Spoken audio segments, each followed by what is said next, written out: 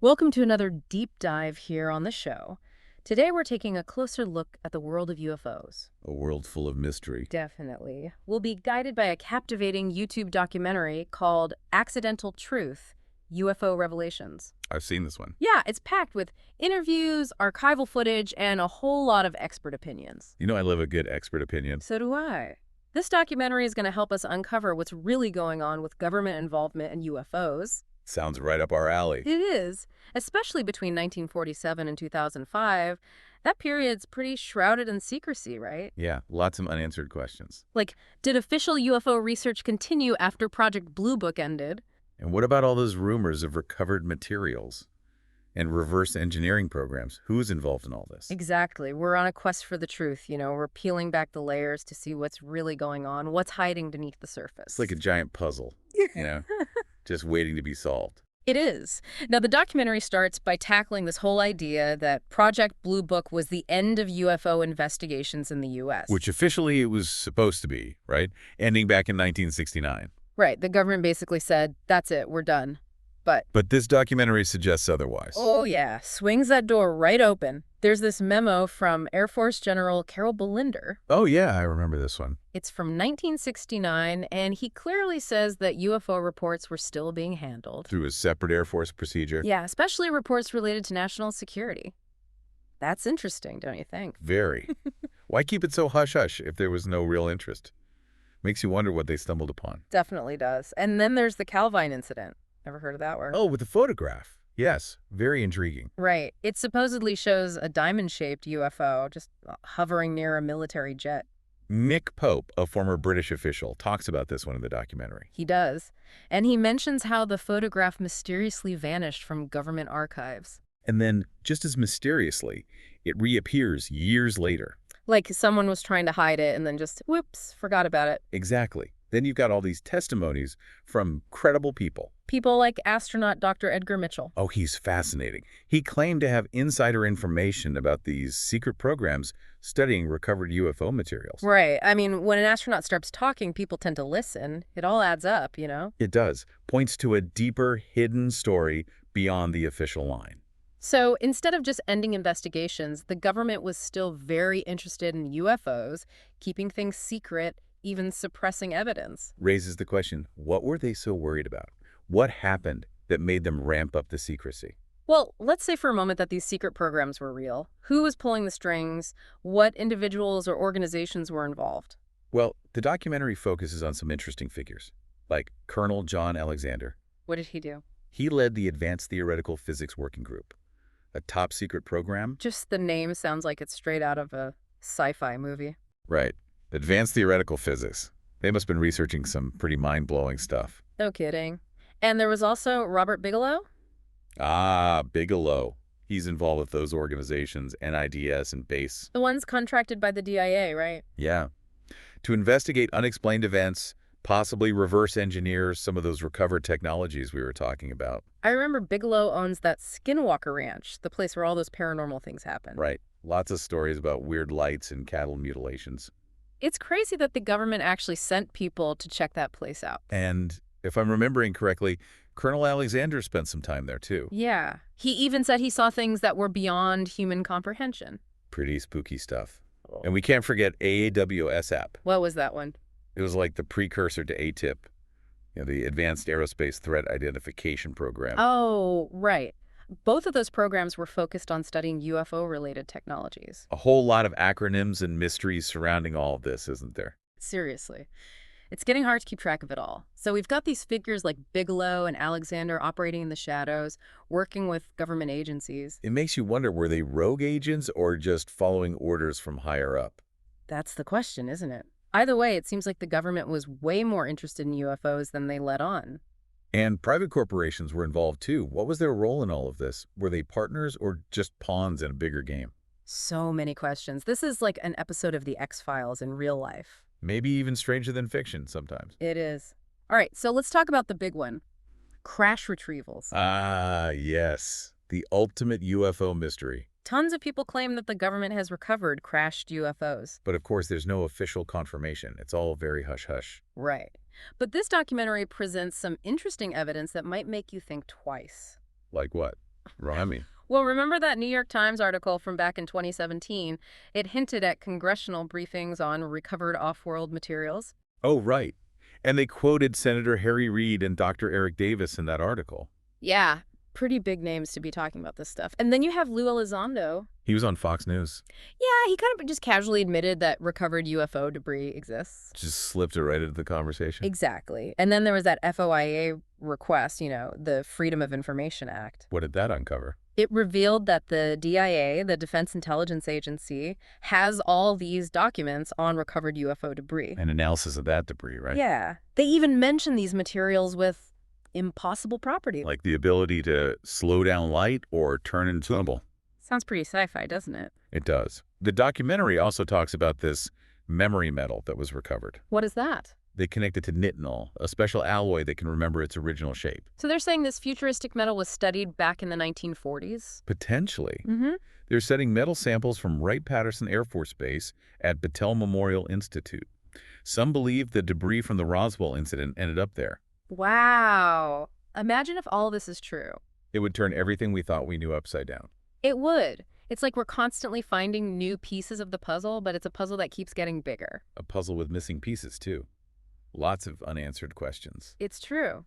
And this documentary doesn't just focus on the evidence. It also talks about how the whole narrative around UFOs has been shaped and controlled. Yeah, it's like a game of smoke and mirrors designed to keep us in the dark. Exactly. They talk about the pushback against Lou Elizondo after he decided to go public with information. The GIA even tried to deny that he was ever involved with AATIP.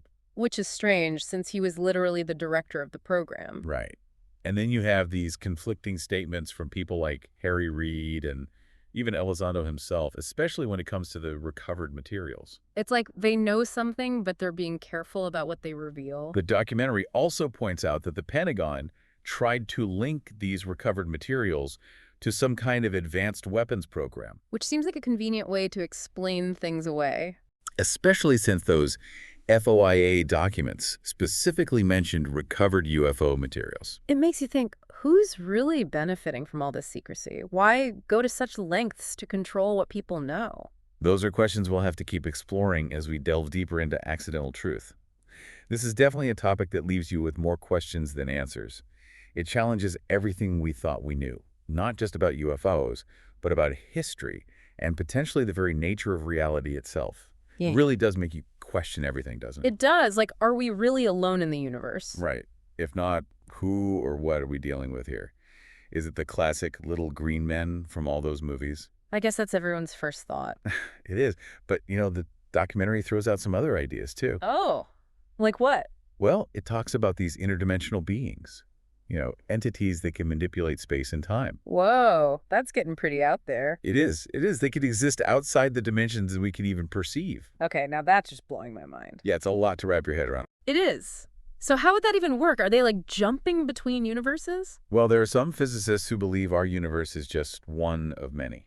Okay, I've heard that before. Yeah, and that they all exist within this higher dimensional space. Think of it like pages in a book. Each page is a different universe. Exactly. And maybe these beings can move between these pages, these dimensions. So they can just flip back and forth between universes. In ways that we can't even imagine. It's pretty wild stuff. It really is. And what about those ultra-terrestrials? I think the documentary mentioned those too, right? Yeah, ultra-terrestrials. Fascinating concept. So instead of coming from some distant planet, they're already here on Earth? Right, just hidden away in the depths of the ocean, maybe underground somewhere. Just watching us, living their lives, totally separate from our world. It's an interesting thought. Makes you wonder about their motivations, Are they friendly?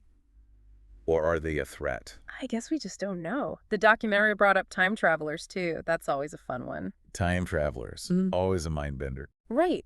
What if some of those UFO sightings are actually people from the future? Coming back to check out their past. That's heavy stuff. I always think about that grandfather paradox. Oh yeah, the classic time travel dilemma. If you go back in time and accidentally kill your grandpa, do you just disappear? It's enough to make your head spin, that's for sure. It is. But I guess the point is, whether it's extraterrestrials or interdimensional beings or ultra-terrestrials or even time travelers, we need to keep an open mind. Definitely. We need to think outside of our human-centric worldview. Absolutely. But let's talk about something else that stood out to me in the documentary. What's that? all the disinformation surrounding UFOs, how people try to manipulate the narrative, Oh, yeah, it's a big problem. The documentary talks about how information is deliberately manipulated and how they use disinformation to confuse people. to keep the truth hidden. They even talked about this one incident where a radar operator saw a UFO on his screen, Oh, yeah, at a military base. and his superiors just brushed it off as some kind of weather anomaly. But it turned out there were multiple witnesses who saw the same thing. Right, but their accounts were suppressed. So it's not just about ignoring reports, it's actively covering them up. Exactly. Makes you wonder how many other events have been swept under the rug. It's like they're trying to control not only what we know, but how we think about the whole UFO issue. They use the media to their advantage, promoting certain narratives, dismissing others. It's a classic tactic. Makes it hard to know what to believe. It does, especially when they paint UFO enthusiasts as conspiracy theorists. Yeah, like we're all a bunch of cooks.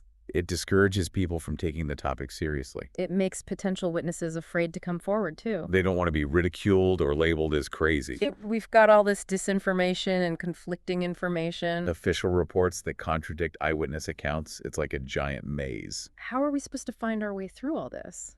How do we even know what's real? It's tough. But the documentary gives us some good advice. Be critical of the information you come across. Don't just believe everything you hear. Do your own research. Exactly. Look at the sources, the credibility of the witnesses. Don't just accept the official story or the most sensationalized version. Look for evidence. Weigh the arguments. Be discerning. Approach the whole thing with a healthy dose of skepticism. That's key. Don't believe everything you hear, but don't dismiss everything outright either. Stay curious. Ask questions. Challenge your own beliefs. And remember, just because there's no evidence doesn't mean it didn't happen. Right. Absence of evidence isn't evidence of absence. Exactly. It all comes back to that idea of accidental truth. That the truth is out there, we just have to find it. And it's often revealed unintentionally. Through leaks, inconsistencies, contradictions. Whistleblowers who are brave enough to speak up. So we have to pay attention to the details. Connect the dots. Look for those hidden clues. Because sometimes the truth is right there in front of us. We just need to know how to see it. This whole deep dive has been pretty mind-blowing. It has.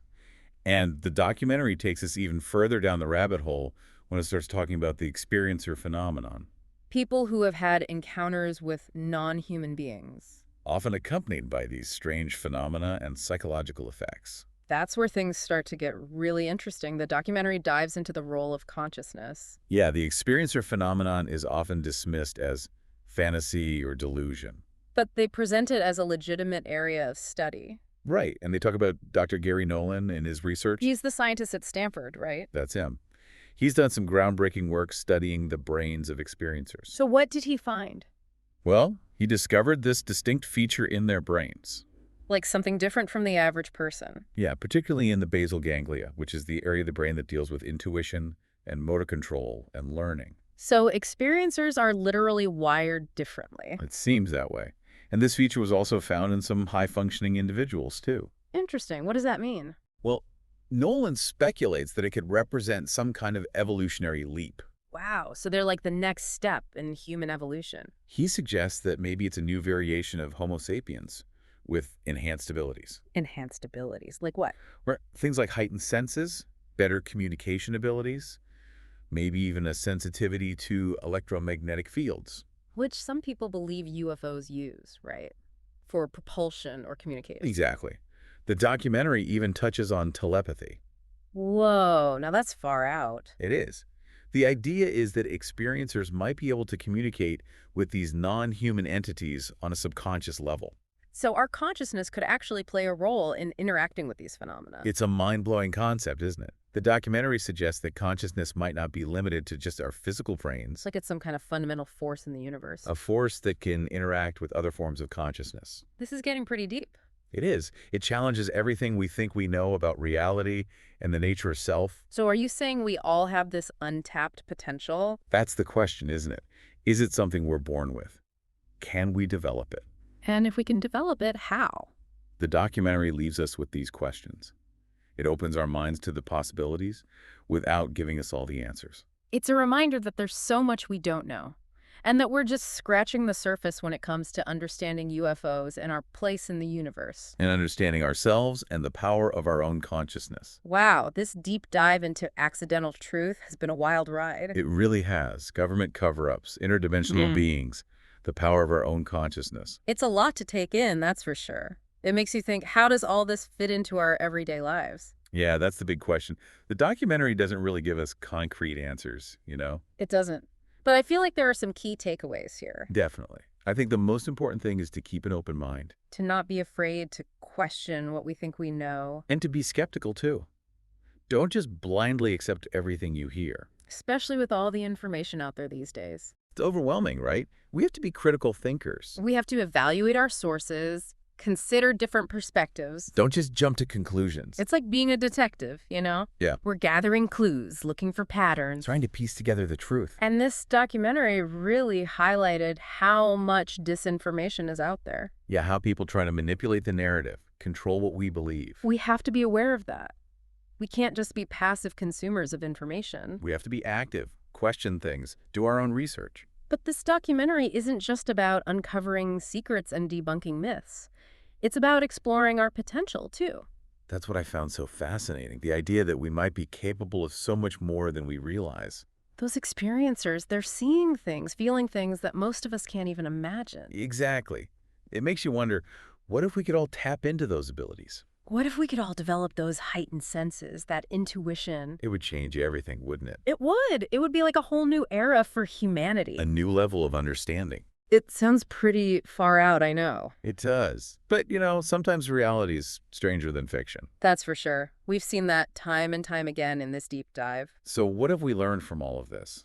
From accidental truth? Well, we've learned that the truth is out there. It might be hidden, it might be obscured, but it's there. And we have to be willing to search for it. To keep asking questions, to challenge our beliefs. To stay curious and open-minded. Because the more we learn about UFOs, the more we learn about ourselves and our place in the universe. Exactly. And who knows what other mysteries are waiting to be uncovered. Well, that's all the time we have for today's deep dive. Thanks for joining us on this journey into the world of UFOs and government secrets. It's been a pleasure, as always. We hope you've enjoyed this exploration of accidental truth. Keep those minds open, and until next time, keep searching for the truth.